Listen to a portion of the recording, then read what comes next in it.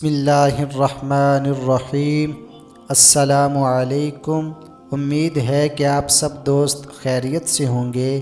معزز خواتین و حضرات، آج کی ویڈیو میں ہم آپ کو بتائیں گے آب حیات کیا ہے، یہ کہاں واقع ہے، کیا اسے پینے والا قیامت تک زندہ رہتا ہے، حضرت خضر علیہ السلام کون تھے، کیا حضرت خضر علیہ السلام نے آب حیات پیا ہے، کیا حضرت خضر علیہ السلام ہمیشہ زندہ رہیں گے، دنیا میں کتنے لوگوں نے آب حیات پیا ہے، سکندر اعظم نے آب حیات پینے سے کیوں انکار کیا تھا، آب حیات محض ایک خیال یا افسانہ ہے یا اس کی کوئی حقیقت بھی ہے۔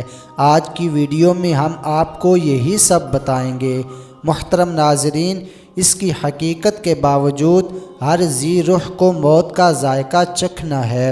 حضرت انسان ہمیشہ سے ابدی زندگی کی تلاش میں رہا ہے اور اس کی اشد خواہش رہی ہے کہ وہ موت جیسی حقیقت سے چھٹکارا حاصل کر لے۔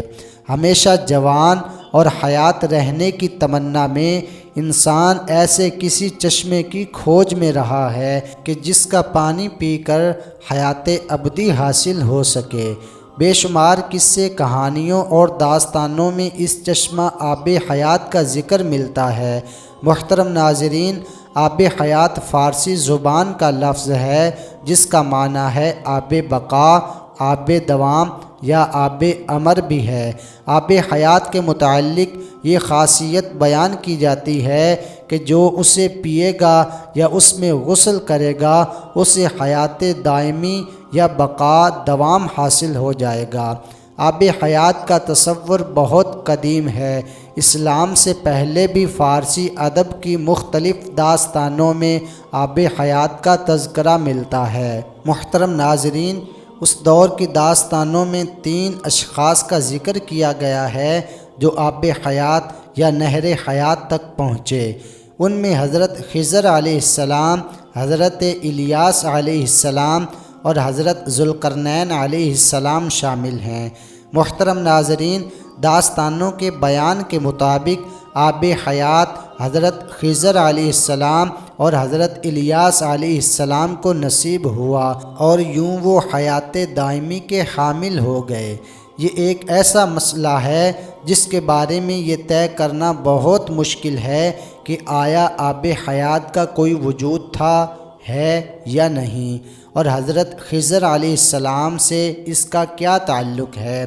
اس ضمن میں مفسرین اور محدثین مختلف آراء رکھتے ہیں۔ کچھ کے مطابق یہ روایت صحیح ہے کہ حضرت خضر علیہ السلام نے چشمہ حیات یا نہر حیات سے پانی پیا اور وہ حیات ہیں، جبکہ کچھ اس سے اختلاف رکھتے ہیں۔ محترم ناظرین، مشہور مؤلف و محقق ابن حجر عسقلانی نے اس پر ایک تحقیق الزہر النضر فی حال الخضر کے نام سے ایک تصنیف کی ہے جس کا اردو ترجمہ حیات خضر علیہ السلام کے نام سے شائع ہوا ہے، جس میں وہ اس سے گریزاں ہیں کہ حضرت خضر علیہ السلام حیات ہیں۔ ابن اسحاق کے بیان کے مطابق حضرت خضر علیہ السلام کو حضرت آدم علیہ السلام نے اپنی تدفین اور طوفان نوح کی خبر دی تھی اور وہ کشتی نوح میں سوار تھے۔ اسی طرح تفسیر خازن میں امام علاء الدین علی بن محمد نے اور شیخ ابو عمرو بن صلاح نے اپنے فتاویٰ میں فرمایا ہے کہ حضرت خضر علیہ السلام اور حضرت الیاس علیہ السلام جمہور علماء صالحین کے نزدیک زندہ ہیں، ہر سال زمانہ حج میں ملتے ہیں، اور یہ کہ حضرت خضر علیہ السلام نے چشمہ حیات میں غسل فرمایا اور اس کا پانی بھی پیا تھا۔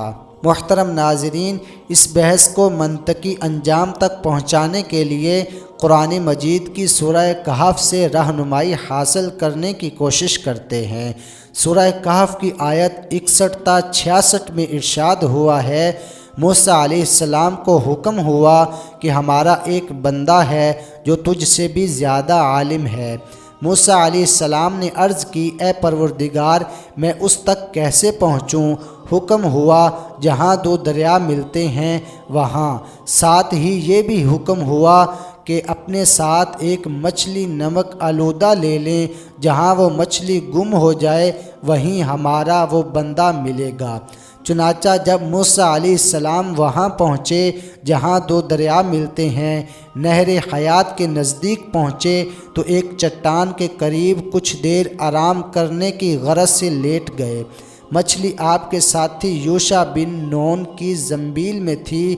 پانی کے قطرے جیسے ہی اس پر پڑے، وہ بحکم خدا زندہ ہو کر پانی میں غوطہ لگا گئی اور ایک سوراخ کے ذریعے بشکل سرنگ پانی میں اترتی چلی گئی۔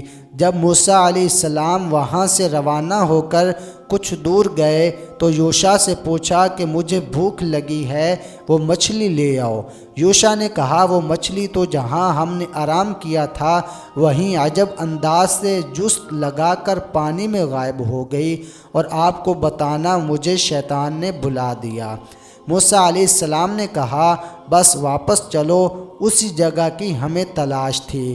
جب آپ واپس لوٹے تو دیکھا کہ ایک بندہ خدا وہاں بیٹھا ہوا ہے۔ آپ علیہ السلام نے کہا کہ میں موسیٰ ہوں، بنی اسرائیل کا نبی۔ محترم ناظرین، اس کے بعد آپ علیہ السلام نے حضرت خضر علیہ السلام کے ساتھ سفر کیا اور انہوں نے کہا موسیٰ جو میں کام کروں آپ سوال نہیں کریں گے۔ آج کی ویڈیو میں ہم اس تفصیل میں نہیں جائیں گے کیونکہ اپنے ناظرین کو بس یہیں تک لانا مقصود تھا۔ یہاں قابل توجہ بات یہ ہے کہ نہر حیات کے پانی میں اللہ نے یہ تاثیر رکھی تھی کہ مردہ مچھلی پر اس پانی کے چھینٹے پڑنے سے وہ بحکم خدا زندہ ہو کر پانی میں غائب ہو گئی۔ جبکہ حضرت خضر علیہ السلام تو وہاں پر مقیم تھے، تو کیا آپ اس پانی سے مستفید نہیں ہوئے ہوں گے؟ یہ اللہ کی نشانیاں ہیں، بے شک جو وہ چاہتا ہے وہی ہوتا ہے۔ محترم ناظرین، آب حیات اور حضرت خضر علیہ السلام کا واقعہ حضرت ذوالقرنین علیہ السلام سے بھی وابستہ ہے۔ حضرت خضر علیہ السلام حضرت ذوالقرنین علیہ السلام کے خالہ زاد بھائی، وزیر اور علمبردار رہے ہیں۔ یہ حضرت سام بن نوح علیہ السلام کی اولاد میں سے ہیں۔ مختلف تاریخ میں یہ بیان ملتا ہے کہ حضرت ذوالقرنین علیہ السلام نے پرانی کتابوں میں پڑھا تھا کہ سام بن نوح علیہ السلام کی اولاد میں سے ایک شخص چشمہ حیات سے پانی پی لے گا تو اس کو موت نہیں آئے گی۔ اس لیے حضرت ذوالقرنین علیہ السلام نے اس کی تلاش میں مغرب کا سفر کیا۔ حضرت ذوالقرنین علیہ السلام کے علم میں یہ بات آئی کہ چشمہ حیات اندھیرے راستوں میں موجود ہے، جسے آج سائنسی بلیک ہول کہتے ہیں، اور وہاں 360 چشمے ہیں۔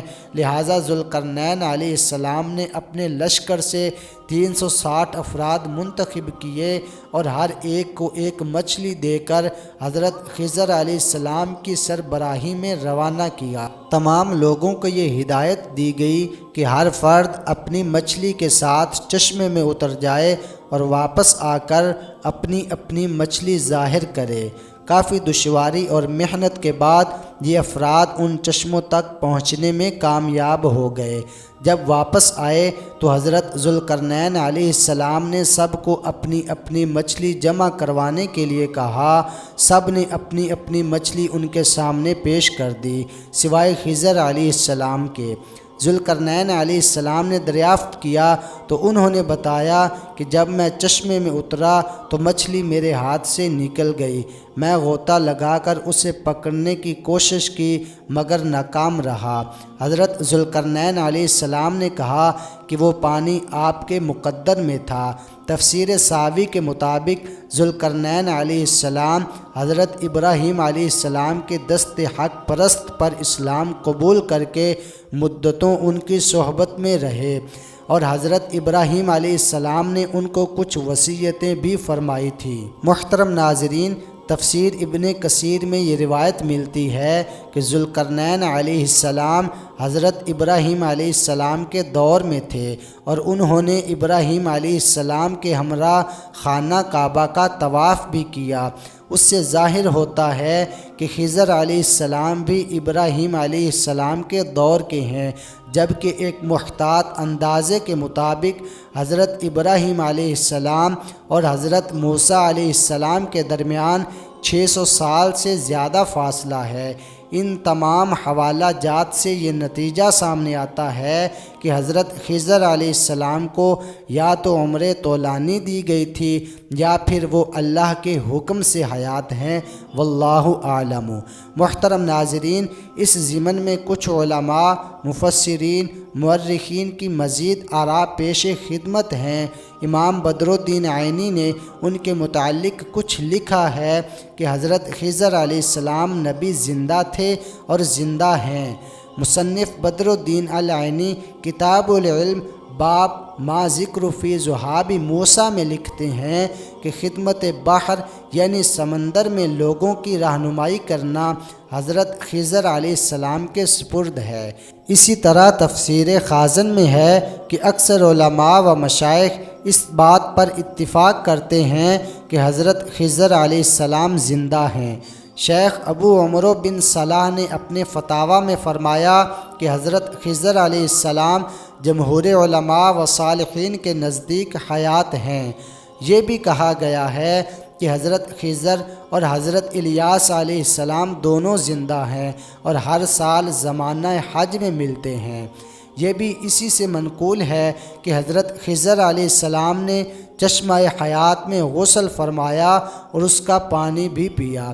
ایک روایت میں ہے کہ حضرت عمر فاروق رضی اللہ تعالی عنہ کسی کی نماز جنازہ پڑھانے والے تھے کہ ایک آواز سنائی دی، ابھی ٹھہر جائیے۔ جب تک وہ آنے والا نہیں آیا آپ رکے رہے۔ بعد میں جب لوگوں نے دریافت کیا تو آپ نے کہا کہ وہ حضرت خضر علیہ السلام تھے۔ یہ واقعہ بھی تفسیر ابن کثیر کی جلد اول میں نقل ہے۔ کہا جاتا ہے کہ سکندر اعظم کو شوق ہوا کہ وہ آب حیات کا چشمہ تلاش کرے اور اس کا پانی پیے۔